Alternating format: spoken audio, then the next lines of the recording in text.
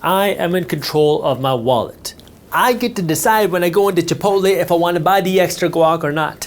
I get to decide when I walk into the Gucci store, should I buy that wallet or not. I get to decide when I go into Macy's, should I buy that sweater or not. And I get to decide when I walk into Rolex, should I buy that watch or not. Banks will give me the money to buy whatever I want. If you have any sort of income, banks will love financing you money. Even if you don't have income, you pay higher interest rates, you'll find ways to borrow some money. Corporations will love to sell you things, and governments will love to keep selling you and giving you more taxes. But it's up to you now to control your wallet. And this is where so many people get stuck. First, we blame others. We blame everything else going on, but here's the reality. What every financially smart person does is they stop blaming you and they start realizing, okay, this is the system. This is what they're doing. Banks want you to be in debt, corporations want you to spend money, governments want you to be an employee. Okay, how do you win despite that? How do you not understand how to use this? And then the me part, which is, I'm in control of my wallet. A lot of people will go out and spend money like it's their job. You'll have a fancy car with an expensive car payment, expensive insurance, live in this expensive apartment, have all these nice and expensive things that you show off on Instagram, and then complain about how much money you're making. And then you'll complain about how expensive things are. If you're going around paying for premium gas to put in your car, you shouldn't be talking about inflation with grocery prices. You're driving around in a nice, expensive car. Figure out your priorities first. And this is difficult to hear because the reality is you have the ability now to control your wealth. Because your wealth starts with your income. Your income is not what's gonna make you wealthy, but it's what fuels your wealth. Because you can either take your income and just dump it everywhere here. You can give your income to BMW, you can give your income to Chase Bank, to Bank of America, and everybody else. Or you can take that income and keep it in your bank account. And now when you keep that income in your bank account that you didn't spend, you can take the money that you didn't spend and choose to either save it. You can use that money to buy a house. You can use the money to buy a car with cash. Or you can use that money to go out and buy some assets, to buy stocks that pay you with dividends, to buy a rental property that pays you with income every single month, to go out and buy a business that makes you money every single month. Now it's a completely different game. And now you're gonna say, well, Jaspreet, that's hard. Yeah, it is hard. It's hard, especially when you're in a situation when you keep spending all of your money, especially during a time when you're in debt. And now you have to kind of dig your way out. But the reality is this is how the game works. And now you got to understand, which part of this game do you want to be? Do you want to be the side of the game that's just making everybody else rich? Because there's a lot of people that do that. Or do you want to be a side of the game that's making yourself rich? If you want to be on that side that's making yourself rich, you got to stop making everybody else rich first. And the problem that so many people have in America is we live in a spending culture and we live in a blame culture. We want to spend money because everybody on Instagram's doing it, everybody on TikTok's doing it, everybody's got the nice things, and it's so easy to spend. Social media has not only made it easy to spend, but they've made it accessible to spend.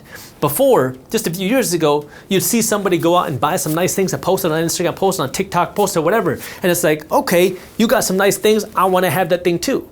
Now you can just shop on Instagram, you can shop on TikTok, you can push to buy whatever you want with Amazon, you can tell Alexa what you want to order. It's becoming more and more accessible to spend money. And not just that, it's becoming more and more accessible to spend money you don't have, because now you can just use buy now, pay later. Or as I like to call it, broke now, poor later. I used to call it broke now, broke later, but a lot of you said, Jaspreet, broke now, poor later is a better acronym, so we're gonna go with that now. Broke now, poor later, because now people can finance whatever they want. It is accessibility. This is what makes it the greatest country in the world. You can have whatever nice things you want. Banks are easily willing to lend you whatever amount of money you want if you have some sort of income.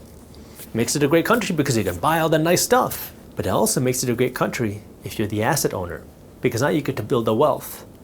And now you get to decide which side you want to be on. You want to have the nice stuff right now? Sure, you can live large and look rich, but eventually it's going to catch up to you. Now you're going to be stuck. You're going to be working just to pay back all the other expenses that you had.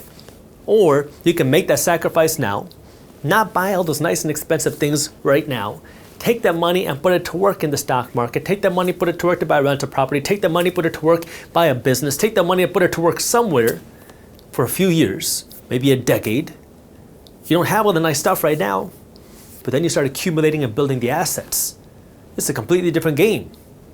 It's harder. You gotta make some sacrifices.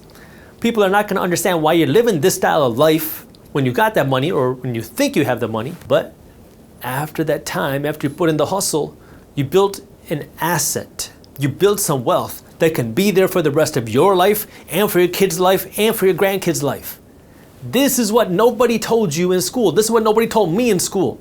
But this is the game. This is the wealth game that every rich person is playing.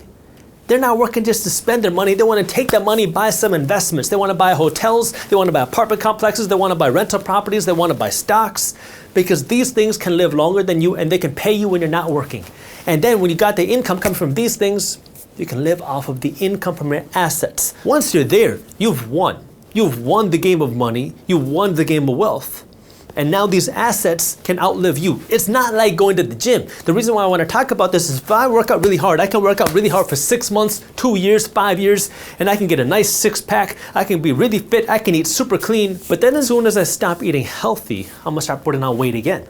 I'm going to start looking fat again. I'm going to start not feeling good again because I'm putting in that bad stuff in my body. Your health only has a little bit of reserves that as soon as you build the health, you have to maintain it by living the healthy lifestyle. With money, it's a little bit different, because once I build those assets, I can live off of the interest, I can live off of the dividends, I can live off of the income that my assets pay me, and I can spend that money very dumbly. When my rental properties pay me, when my dividends pay me, I can go out and spend that money at Gucci every single month and not be broke, because next month I'm gonna get another interest payment, I'm gonna get another rental income check, I'm gonna get more dividend payments. That's the difference.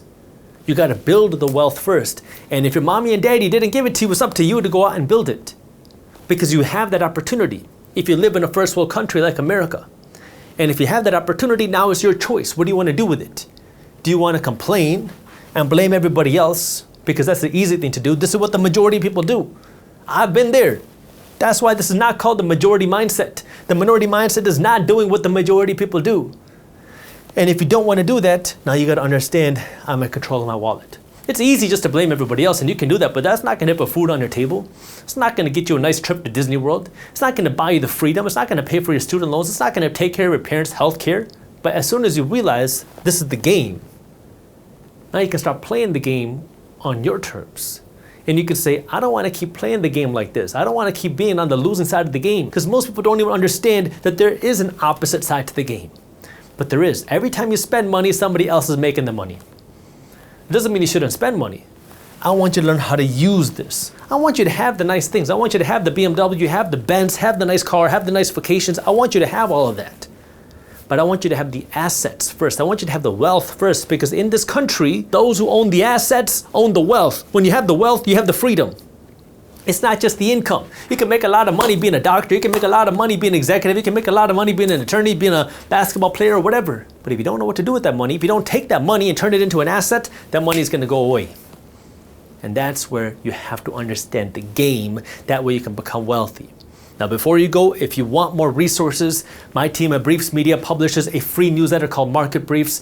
It goes out 6 times a week. It is a free newsletter where we break down what's happening in the economy, the stock market, the housing market, the crypto market, and the global economy into a fun, witty, and easy to read newsletter. You can read it in less than 5 minutes every morning. We have hundreds of thousands of investors that read Market Briefs every morning. So if you're an investor, you want to stay up to date on what's happening, you will love Market Briefs. And I have the link for you to join down in the description below. If you enjoyed this clip and you want to continue your financial education journey, I have another video that I think you'll love. All you got to do is click that button right over there. And for those of you who want to stay up to date on the top finance and business news, you can join Market Briefs, my free financial newsletter, by clicking that button below. Thank you for watching, and I'll see you in the next one.